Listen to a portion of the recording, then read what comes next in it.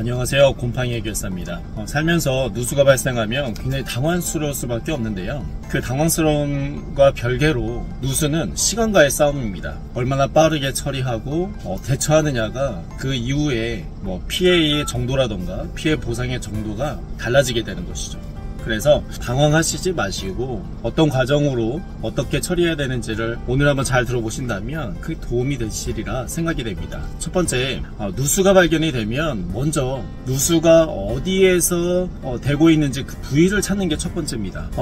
누수는 물이 빠져나오는 거죠. 어디가 젖어 들어간다거나 물이 생겼거나 물이 흐르고 있다면 그 부위가 어딘지를 찾아야 되는데요, 이것은 두 가지 목적이 있습니다. 첫 번째는 그 부위를 찾아야 누수를 잡을 수가 있어요. 누수를 빨리 잡아야 피해 범위를 더욱더 확대되는 것을 막을 수가 있는 것이죠. 피해 범위가 넓어지면 넓어질수록 그 피해 보상의 정도도 높아지니까 그 부위를 빨리 찾아서 누수를 잡는 게 첫 번째 목적이고, 두 번째 목적은 무엇이냐, 누수 부위에 따라서 그것을 책임져야 될 대상이 달라집니다. 그 대상을 찾기 위한 것이 두 번째 목적인 것이죠. 그래서 누수가 발생된 것을 발견했으면 먼저 그 부위가 어디냐를 찾아야 되는 것입니다. 두 번째는 그 누수 부위를 찾았다고 한다면 그 전문가를 통해서 그 누수가 더 이상 진행되지 않도록 누수를 빨리 잡아야 합니다. 누수를 잡는 것은 방수 작업인데요, 그 부위에 따라서 잡는 방법이 좀 달라지고 그것을 하는 작업자도 작업의 내용이 달라지게 됩니다. 그래서 배관 쪽이라고 한다면 설비 누수, 창문 쪽이라고 한다면 코킹,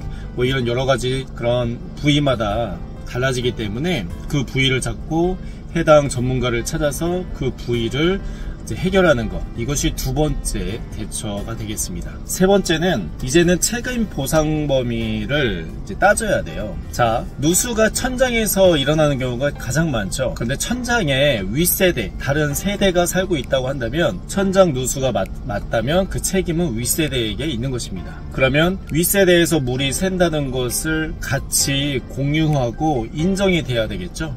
그래서 첫 번째 누수 부위를 찾았을 때 그 누수가 진행되는 상태를 영상이나 사진으로 꼭 남겨두시고, 관리사무소라던가 또 그 윗집 분을 같이 불러서 같이 눈으로 확인하고 그것을 서로 간에 인정하는 것이 중요합니다. 그 상황 다 끝나고 나서 윗집에다 이야기해봐야 윗집에서는 상황이 종료되고 나서는 그것이 확인도 안 되고 한다면 어찌 인정할 수가 있고, 또 인정이 안 되면 그 보상 처리가 굉장히 난감해질 수밖에 없는 것이죠.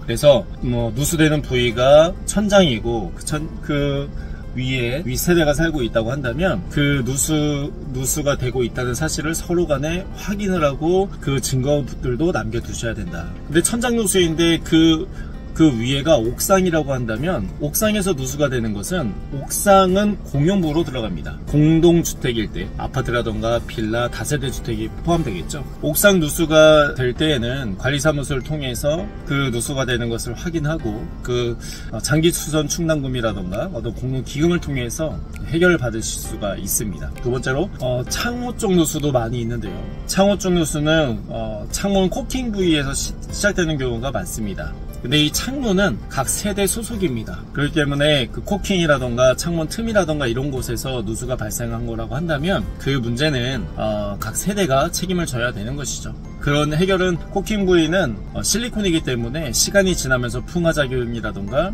햇빛을 받으면서 경화가 되고 굳고 갈라지면서 틈이 벌어집니다. 그래서 보통 2-3년 주기로 코킹을 하러 권해드리긴 하는데, 항상 체크를 하셔서 그런 문제가 발생하지 않도록 사전에 대비하시는 게 중요하겠고요. 만약에 외벽에 크랙에서 누수가 된다, 외벽도 공용부로 들어갑니다. 역시 공동주택일 때 해당이 되겠죠. 외벽에 크랙을 통해서 누수가 된다고 한다면 이 역시도 관리사무소와 같이 확인을 하셔서 그런 보상을 받으시면 될 것 같습니다. 피해의 누수가 발생한 그 위치에 따라서 책임의 소재가 달라지게 되는데요. 자, 누수가 발생하면 어딘가는 피해를 보게 돼 있어요. 그 물이 들어오는 거기 때문에 그 물을 통해서 어딘가 젖어 들어가고, 시간이 지나면은 그 부분이 썩거나 곰팡이가 생길 수가 있는 것이죠.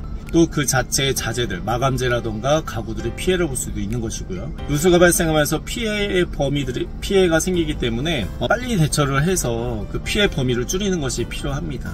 그럼 이 피해 보상을 그 책임에 따라서 그 책임의 주체가 보상을 해주게 되는데, 그 비용이라는 것이 작게 들 수도 있고 많이 들 수도 있어요. 그러면 그 비용이 부담될 수밖에 없는데요. 그래서 그런 위험한 상황들을 대비해서 보험을 들어두는 것이 좋습니다. 보통 일상생활 배상 책임이라는 그런 저렴한 보험이죠. 특약으로 보통 가입을 하게 되는데, 그런 보험을 대비해 둔다고 한다면 우리 세대에서 발생한 원인 때문에 다른 세대, 아래 집이라던가 옆집이 피해를 보는 그런 부분에 대해서는 그 보험을 통해서 피해 보상을 받으실 수가 있죠. 보험이 들어있으면 처리는 굉장히 깔끔합니다. 보험사에서 그 피해를 확인을 하고 업체를 선정해서 견적을 내고 그것이 승인이 되면 바로 공사를 진행할 수가 있는 것이죠. 그런데 이런 보험이 없으면 그 책임의 주체가 굉장히 부담스러울 수밖에 없고, 이 부담 때문에 서로 간에 논쟁이 일어나고 싸움이 일어나는 경우도 많이 보거든요. 그래서 혹시 모를 그런 누수라는 것은 없으면 가장 좋겠지만 발생할 수도 있기 때문에 미리 평소에 대비해 주시는 것이 좋겠다 생각이 들고, 그래서 오늘은 누수가 발생했을 때 어떤 식으로 좀 처리를 해야 되는지 간단하게 좀 알아보았습니다. 더 자세한 문의사항이 있으시면 댓글이라던가 블로그에 남겨주시면은 제가 아는 지식 안에서 답변을 드리도록 하겠습니다. 오늘도 시청해 주셔서 감사합니다.